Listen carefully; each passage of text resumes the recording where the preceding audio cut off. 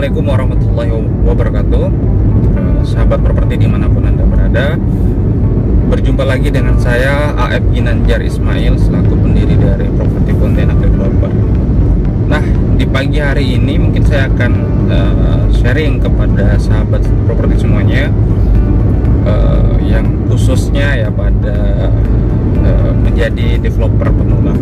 Nah, saat ini saya sedang menuju ke proyek saya di dekat bandara, tepatnya di Jalan Wonodadi 1, Komplek Gang Merah Putih. Di sana saya membangun perumahan tipe 50. Nah, saya di sini membuat konten ini ada beberapa kawan-kawan, itu ada Variando dari Medan yang bertanya kepada saya mengenai apa tadi kemarin tuh, mengenai sertifikat, kemudian ada juga IMB sama PPHTB. Nah, bagi sahabat properti yang melakukan jadi baru pemula untuk menjadi seorang developer, maka hal yang paling penting adalah di lahan. Jadi lahannya, maka kalau sudah sahabat properti dapatkan, baik itu pembelian secara cash tempo ataupun bagi bangun, maka sahabat properti harus lihat dulu itu lahannya. Kalau bisa ya, ini saran dari saya pribadi, karena pemula maka ambillah lahan yang kecil-kecil dulu, misalnya 2 pintu dulu, 4 pintu dulu, seperti itu. Kenapa? Karena kita belum punya kapasitas keilmuan yang cukup tinggi, pengalaman juga masih sedikit, kemudian relasi juga kita masih ya seadanya, seperti itu.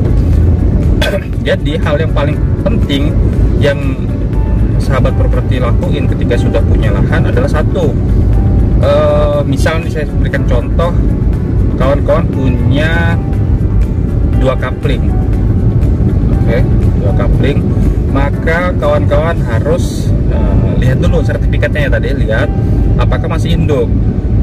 Jika masih induk, maka sahabat properti lakukanlah pemecahan terlebih dahulu. Misalnya tadi 1 kapling, tapi bisa dipecah menjadi 2 rumah. Katakanlah kalau misalnya di Pontianak itu 20 kali 20. Maka kawan-kawan, saran saya untuk pecah dulu. Proses pecah disegerakan. Kenapa? Pengalaman saya pribadi adalah membangun perumahan atau unit, insya Allah itu perjalannya terus lanjut ya. Setiap hari ada progres. Nah, di pemberkasan ataupun di bagian pemecahan kadang kita terkendala di situ. Nah, saya pribadi pun untuk pemecahan memang saya dangkal ilmunya di situ, masih proses belajar juga. Jadi saya memberikan amanah kepada pengacara saya, tim pengacara saya, dia juga advokat ya. Jadi beliau untuk mengurusi pemecahan di sertifikat. Ya, karena kami adalah rekanan, jadi memang bahasanya pemecahannya pun biayanya juga sangat minim, dan saya juga nggak tahu nih kawan-kawan kalau di lain tempat ya, daerah. Kalau di saya itu pembangunan tuh di area Kuburaya, yang mana kalau pemecahannya lumayan cukup lama, dan bisa bahasanya mengganggu cash flow kita, itu seperti itu. Nah, sahabat properti, jadi satu adalah fokus untuk pemecahan sertifikat. Kenapa? Karena kita bicaranya ya pembelian nasabah beli rumah itu ada beberapa jenis ya, baik itu cash tempo ataupun cash keras, maupun yang terakhir adalah KPR ataupun kredit. Nah, yang jadi PR besar adalah ketika nasabah membeli kredit, yang mana kalau sudah membeli kredit maka sertifikat sudah harus pecah, seperti itu. Nah, ada juga tadi saya katakan menanyakan bahwasannya IMB. Nah, IMB sambil berjalan aja kawan-kawan. Jadi kalau misalnya memang ada uangnya untuk modal langsung sekaligus pergerakan IMB, malah jauh lebih bagus. Hanya saja ada pihak perbankan yang bisa melakukan akad kredit tanpa adanya IMB. Hanya saja kita selaku developer dikenai atau diberikan blokiran ya. Blokiran itu kurang lebih sekitar 5%. Dan lain bank, lain kebijakan. Jadi yang jelas kita jika pengajuan KPR nasabahnya sudah ada, di approve, di ACC, keluarlah surat persetujuan, maka jika IMB-nya belum cair, belum keluar, maka ditahanlah sebesar 5% dari nominal transaksi jual rumah kita gitu. Saya contohkan, misalnya harga rumahnya 300 juta, berarti tinggal kalikan aja 5%-nya, itu berapa. Jadi yang tertahan di pihak perbankan sampai terbit IMB-nya, barulah bisa cair itu uang blokirannya. Nah, seperti itu. Terus untuk BPHTB, nah untuk BPHTB tersendiri itu memang harus sebelum akad kredit itu memang harus diurus ya gitu sahabat. Jadi kalau tidak diurus maka tidak bisa akad.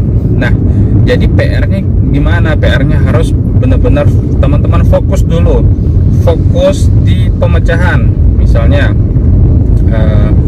itu kalau di tempat kami itu bisa 1 bulan ya sampai bahkan 3 bulan.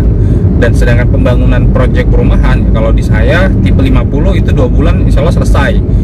Saya tidak tahu kalau misalnya kawan-kawan di sana apakah lebih cepat atau seperti apa, saya nggak tahu. Jadi yang jelas kawan-kawan harus fokus dulu deh pemecahan. Saran saya fokus dulu di pemecahan. Sudah pecah sertifikatnya barulah gerak di pembangunan.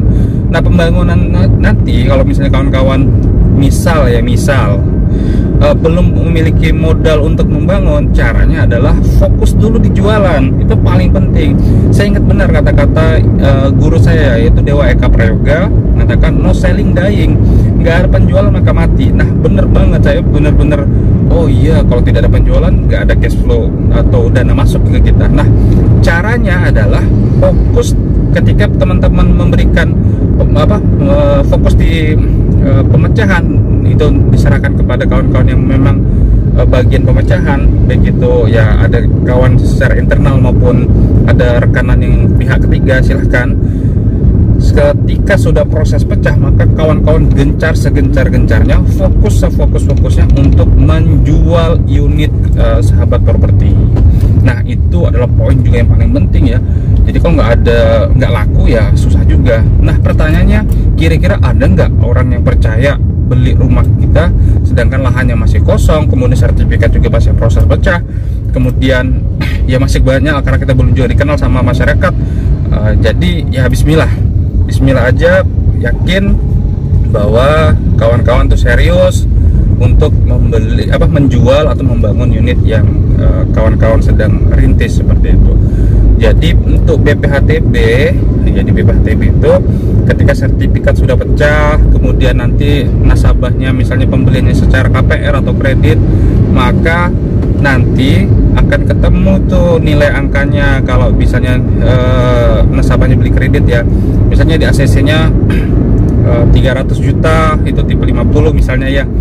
Terus kan ada rumusnya kalau BPHTB itu 300 juta dikurang 60 juta dikali 2,5%. Seingat saya seperti itulah gambarannya. Jadi yang jelas kawan-kawan pelan-pelan dulu, step by step dulu. Jadi jangan langsung pebrek ya. Jadi kawan-kawan harus punya strategi juga, punya yang jelas kudu fokus sih. Menurut saya kudu fokus di pemecahan, fokus di tadi pemecahan, nanti di penjualan seperti itu. Yang jelas kawan-kawan Bismillah, yakin saya semua bisa membangun dan bisa menjadi seorang developer. Dan saya yakin dan percaya bahwa setiap daerah bisa berkembang, bisa menjadi maju, itu lantaran adalah dari para developer yang bisa membangun, membesarkan daerah tersebut, yaitu seperti itu. Ya, baik, mungkin sementara sih sharing saya seperti itu buat kawan-kawan ya. Jadi kalau misalnya nanti ada hal-hal yang teknis perlu ditanyakan kembali, boleh deh bertanya di kolom komentar. Nanti saya bikinkan lagi videonya, saya jawab satu persatu. Oke, mungkin hanya ini dulu deh sahabat properti dimanapun Anda berada. Semoga bermanfaat, dan jangan lupa nih dukung terus channel saya, yaitu Properti Pontianak Developer. Semoga saya terus bisa memberikan karya-karya terbaik saya, khususnya di Kalimantan Barat, yang mudah-mudahan go nasional bahkan internasional. Saya doakan yang nonton video ini semuanya bisa menjadi developer dan menjadi developer yang profesional, handal dan terpercaya insya Allah, dan bisa menjadi suatu kebanggaan buat bangsa Indonesia ini. Siap, salam sehat selalu dan semua bisa menjadi developer. Assalamualaikum warahmatullahi wabarakatuh.